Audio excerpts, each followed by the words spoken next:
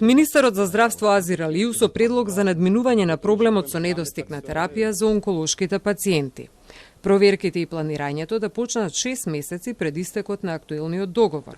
Но покрај недостигот на лекови, според првиот човек на здравство, проблем се и условите во кои тие пациенти ја чекаат терапијата, што е под секое достоинство. И тоа важи за поголем број болници. Решението е да може 6 месеци пред истекот на договорот со постоечкиот тендер и компанија, да мора секоја клиника, секоја институција да го отвори, да го затвори тој процес.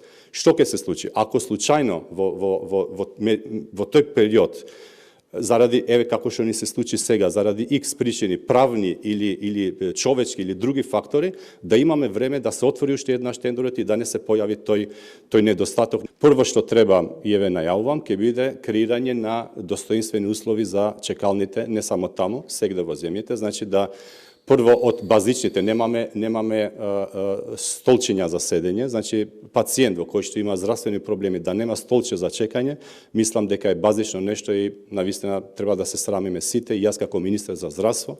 Во меѓувреме важно е дисперзирање на здравствените услуги.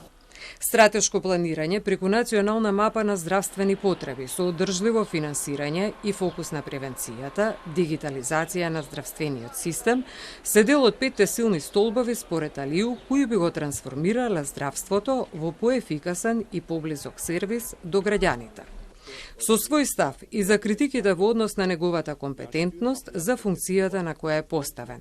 Вели дека и покрај тоа што е доктор по информатички науки, а не лекар, неговата позиција во моментов е менаџерска, креирајќи системи што ќе бидат навремени и отчетни.